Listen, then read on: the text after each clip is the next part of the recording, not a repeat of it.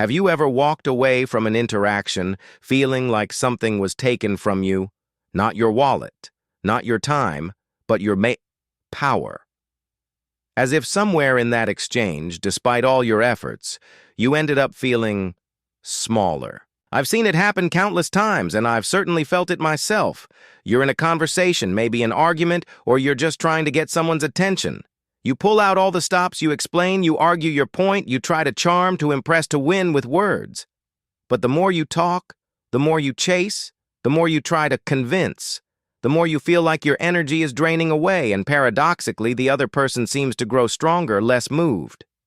You're left wondering, how did my every effort to speak to please only make me weaker? What if the greatest strength you possess isn't in what you say, but in what you don't? What if the most profound influence you can wield has nothing to do with your words and everything to do with your presence? Nietzsche, that radical thinker, understood something profound about power that most men completely miss. It's a truth that could redefine every dynamic in your life. So this isn't about manipulation or trickery. This is about something far more ancient, more profound, the fact that most men never realize that you don't outwit others with words. You outwit them with presence. We're raised in a world that constantly tells men to perform. Speak louder, dress sharper, earn more, say the right things. But no one tells us the most seductive and truly terrifying force a man can wield is his stillness. His refusal to react. His ability to endure silence like a king watching peasants scream in the town square. Nietzsche, that revolutionary thinker, he didn't believe in appeasing others, especially those who thrive off your desperate need to be seen, heard, or validated. For him, the man who has truly mastered himself no longer needs to explain himself, because explanation is in essence a form of apology. And men who constantly apologize for their very existence will always be ruled by those who don't. Most men mistakenly believe that dominance begins with speech, that he who speaks with the most confidence wins the argument, wins the girl, wins the day. But Nietzsche inverted that idea. He saw that true dominance begins when a man has no need to speak at all. Because speech, more often than not, is the tool of the desperate. The man who must persuade is already beneath the one who merely observes. Nietzsche once said, "The voice of beauty speaks softly. It creeps only into the most awakened souls." Think about that for a moment. If beauty doesn't shout, why do you? If power whispers, why are you still raising your voice? Because you think others fall for what you say. But the truth, and it's a brutal one, is this. They're watching what you tolerate. They're watching how quickly you chase. They're watching how much control you surrender for the chance to be liked. And all of this is communicated without a single word. I've learned this the hard way. There were times I'd find myself endlessly trying to justify my actions, my feelings, my boundaries. I thought if I just laid out my logic clearly enough, if I explained my intentions meticulously, I'd be understood and the conflict would resolve. But instead, it often drained me. I'd feel myself shrinking my voice, becoming less confident simply because I was constantly trying to gain approval or avoid conflict through over-explaining. The fear behind it was palpable. The fear of being misunderstood, the fear of losing connection, the fear of not being liked. And that fear, that constant need to speak and explain, that's what truly drained my power. That's what made me weaker. Now let me tell you what Nietzsche, and frankly nature itself, understood about women, something most men still struggle to grasp. He didn't see women as weak. In his view, they are nature's most perfected strategists. They are fluid, intuitive, and absolute masters of the unspoken. Think about it. Where a man often tries to dominate through structure, through logic, through explicit rules, and sheer muscle, a woman often reigns through energy, impression, and absence. She subtly shifts the dynamic without a word. She can change the temperature of a room, make you feel her displeasure without a raised voice, or withdraw her attention in a way that creates an undeniable vacuum. This isn't manipulation, it's a profound, intuitive understanding of human connection and leverage. And that's precisely why most men lose, because they try to overpower this ocean with a hammer. They try to apply brute force, more words, more arguments, more demands to a domain that operates on an entirely different frequency. And then they wonder why everything they build, every carefully constructed argument, washes away the moment she goes silent. It's like trying to fight fog with a sword. It's simply the wrong tool for the job. What does she really watch? She's not just listening to your words, she's observing your tolerances. How much disrespect you'll quietly absorb. She's watching how quickly you chase it. Does your ego panic when she pulls away?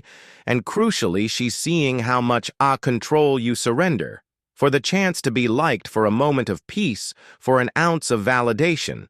All of it, every subtle cue, every unspoken agreement is communicated without a single word. I've had moments where I genuinely believed I was winning an argument or making progress in a difficult conversation because I was articulating my points so well. I was using logic, facts, even emotional appeals. But then I'd see the subtle shift in her eyes, the slight tightening of her jaw, the almost imperceptible withdrawal of her warmth. And I'd realize that despite all my clever words, the unspoken narrative was completely different. I was losing not because my points were invalid, but because my need to be heard, to be understood, was overriding my presence. That's when I started learning to read those unspoken cues. The energy, the impression, the strategic absence. It was a painful education, but it was vital to truly understand the game.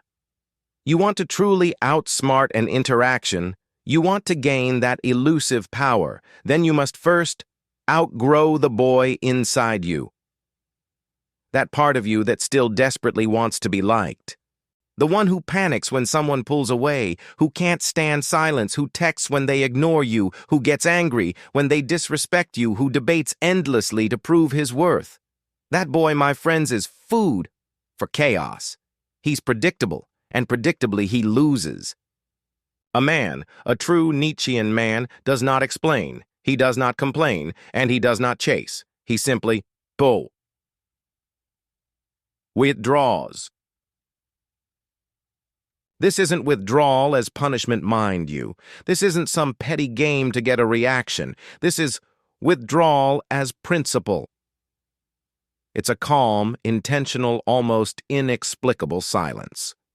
And that silence, that detachment, drives the other person, especially a woman, deeper into herself than any speech ever could. Because in that moment, she has no power to decode you. She can't read your reactions, can't predict your moves. And women, I've observed, fear nothing more than a man they cannot read. They are masters of the unspoken, and when they encounter a silence they cannot penetrate, their own strategies become useless. I remember a specific turning point in my own journey. I was in a situation where I felt constantly drained, always trying to win approval, always on the defensive. My phone was an extension of my anxiety. If I didn't get a text back within a certain time, I'd panic, drafting elaborate follow-ups, trying to fix the perceived distance. Then came the debates, the arguments, the desperate attempts to make myself understood, to prove my value. It was exhausting, and it never worked. The more I chased, the more the other person pulled away. The turning point was when I decided consciously to stop, to truly withdraw, not out of anger, but out of a deep-seated commitment to my own peace and dignity. There was a moment after another frustrating exchange where every fiber of my being screamed to send that long explanatory text, to call and demand clarity. But instead, I put my phone down. I sat with the discomfort. I embraced the silence. And it was excruciating at first. My mind raced, imagining all the worst outcomes. But I held the line. I didn't react. The immediate external reaction, silence, for days, which felt like an eternity. But then something shifted. The other person reached out, not with a challenge, but with a tentative question. And in that moment, I realized the power. It wasn't about winning them back. It was about regaining my own power. The dynamic had fundamentally changed, not because of what I said, but because of what I didn't say. Because I had chosen myself, and in doing so, I became something unreadable, something they couldn't manipulate with their usual tools. That was the moment I truly understood the power of principled withdrawal. It's the feeling of regaining your own ground, your own internal fortress. This is where the game truly turns, not in your words, but in your fundamental refusal to play hers. When you stop responding to her provocations, her silences, her emotional traps, something genuinely terrifying happens. Not to you, but to her. Because a man who does not need to explain himself becomes a mirror she can't manipulate. Most people are accustomed to getting a reaction. They're used to pressing buttons and seeing predictable responses. Every time you chase, plead, argue, or over-explain, you simply confirm her belief that she holds the power. She knows exactly what strings to pull. But the man who sees through it, the one who observes without reaction, who lets the silence burn through the tension without even blinking, he becomes unknowable. And in that unknowability, he becomes desirable. Not because he tried to be, but precisely because he didn't. Nietzsche famously said, "He who fights with monsters should look to it that he himself does not become a monster." This includes fighting for attention, fighting for explanations, fighting for control. Every time you react, you risk becoming the very thing you're trying to escape, a man enslaved by external validation. But the Übermensch, Nietzsche's highest ideal, is not a man controlled by the world. He is the one who shapes it. And to shape it, he must first master the urge to be understood. Because being understood is often the addiction of the weak. You want her to understand your pain, your truth, your worth, you've already lost. She doesn't need to understand you. She needs to feel that you don't care whether she does. That, my friends, is the essence of male sovereignty. Not cruelty, not coldness, but the terrifying stillness of a man who has nothing left to prove, a man who has devoured his own weakness and emerged with nothing left to explain. This man can walk away mid-sentence. He can sit through her silence without anxiety. He can leave her unread, unnoticed, untouched, not to play games, but because he has transcended the need to be seen. This isn't manipulation. This is liberation. You see, what makes most men predictable is their craving. The craving to fix, to please, to rescue, to win her back. But Nietzsche taught us that craving is the mask of slavery. And as long as you crave her attention, her apology, her admiration, you are her subject, not her equal. Silence isn't just a tactic. It's the beginning of detachment. And detachment is the highest form of discipline.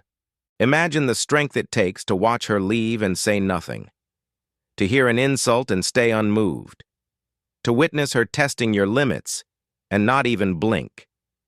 That kind of silence is not absence. It is presence weaponized. Because when you say nothing, you force her to hear everything, her own insecurities, her own projections, her own fears. You become the void in which she sees herself clearly, and that is the most unsettling thing for someone used to being the mirror. She's not used to seeing her own reflection in yours. I've had to personally cultivate this detachment, and it wasn't easy. My old habits, that ingrained need for approval, constantly pulled me back.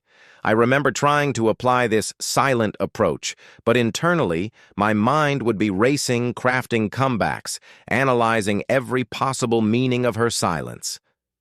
My silence was filled with anxiety, which of course she could feel. It wasn't true detachment, but with conscious effort, by repeatedly choosing peace over performance, by practicing that internal stillness, something shifted.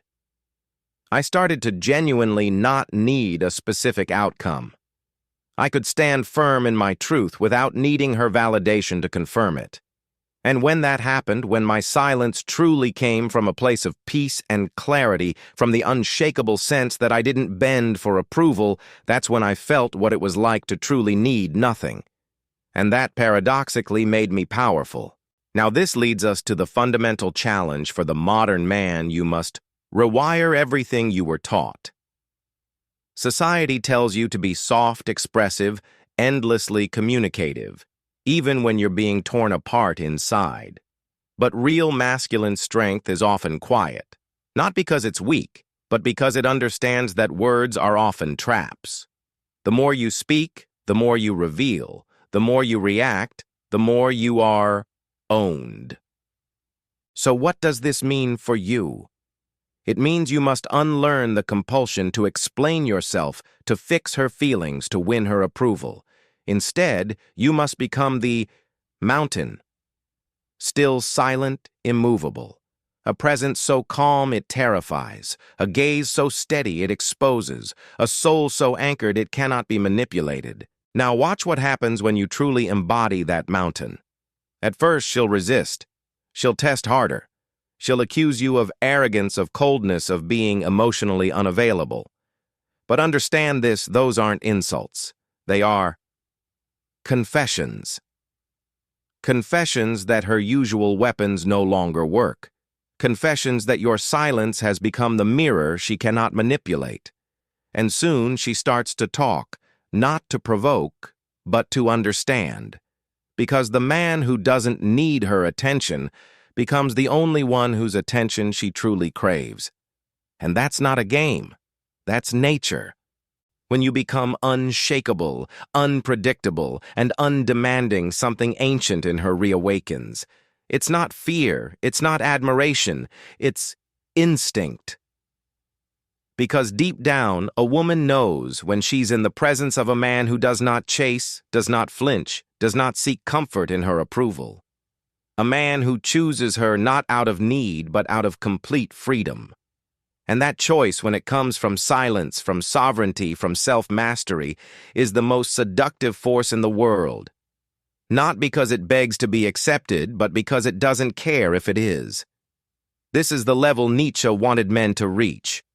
The Übermensch is not reactive. He is not consumed by desire. He is not at the mercy of a woman's affection. He stands above not to dominate others, but because he has already conquered himself. And when he chooses to speak, it is not to prove anything. It is to declare a truth. He speaks when silence has completed its purpose, and when he walks away, it is not in anger, but in authority. My own mountain-building process was grueling. I had to consciously, deliberately hold my tongue when every impulse screamed to react. I remember feeling the raw need to explain myself, to justify my position, to plead my case. The hardest part was enduring the initial silence, the space where I used to fill with words, but now had to simply be. There were accusations of coldness and arrogance, just as the philosophy predicted. But each time I held my ground, each time I let the silence speak, for me a tiny piece of my old needy self died and a stronger, calmer presence emerged. The breakthrough wasn't a single moment, but a series of small, consistent decisions to prioritize my inner peace over external validation.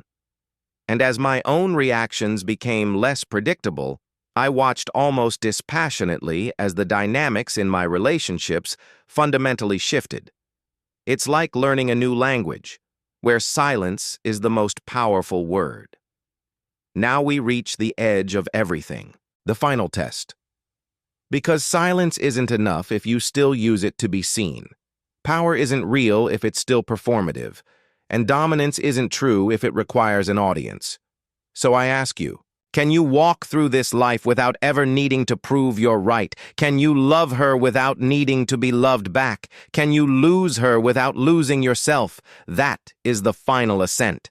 The one Nietzsche left us without a map for, because it cannot be taught. It must be lived. It's the silent revolution of a man who no longer moves from fear, from lust, from loneliness, or from guilt. It is the man who has burned every part of himself that bowed for attention. The man who no longer carries the hunger to be chosen because he has already chosen himself. And when that man stands before a woman, she doesn't see a game. She sees a riddle, one that can't be solved, one that haunts her even in his absence.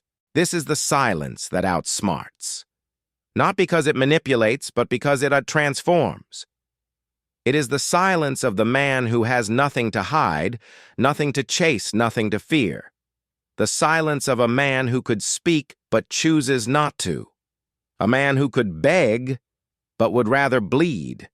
A man who could react but instead simply watches as the world exposes itself. And it is here, right here, where your greatest strength begins, not in how you speak, but in how you hold the line.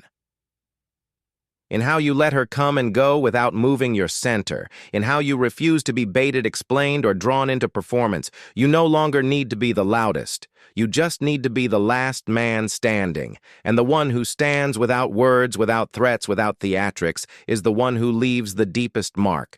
Because he never tried to impress her. He just existed fully, powerfully, silently. The bitter truth is, most men will never reach this level. They'll keep reacting, keep chasing, keep talking, because they're addicted to being understood. Addicted to the fantasy that if they just say the right thing, she'll finally see their worth. But the only way she'll ever see your worth is when you stop needing her to. The man who needs nothing commands everything. The man who walks away when most beg to stay becomes unforgettable. Nietzsche believed that most people live asleep, trapped in the morality of the herd, seeking safety in numbers, approval in conformity. But the man who awakens, who begins to see the illusion of emotional entanglement, of desperate explanations of word games, that man steps out of the herd. And when he does, he no longer plays by the rules of comfort. He plays by the rules of truth. And truth, by its nature, is silent. For me, embracing this unshakable state has been the most profound shift in my life. It's not about being cold or uncaring. It's about being so deeply anchored in my own values and purpose that external chaos can no longer dislodge me. It feels like choosing my own presence every single day instead of performing for others' acceptance. This peace, this internal sovereignty, it's the foundation for everything else that truly matters. It's choosing to be free above all else. So from this moment forward, make your silence sacred. Let it be the temple where your dignity lives. Let it be the space where your worth breathes freely. And when they try to test you, let them. When they try to pull you into chaos, watch them. When they try to break your calm, simply smile and vanish. Not to punish, but to remind them you are no longer the man who explains himself to be loved. You are the man who walks away to be free. This message, this truth, if it has hit something deep in you, something real, something unspoken, then don't let it end here. Like this video. Share pause it with a brother who needs to hear it, and subscribe to join a movement. Support the work in the link below so this message can reach the millions of men out there still trapped in the illusion that they must be loud to be powerful. We are building a generation of men who no longer bow, who no longer beg, and who no longer apologize for existing. If you are one of them, I'll see you in the next video. Because the weak chase noise, the strong master silence, and the wise choose exactly when to break it.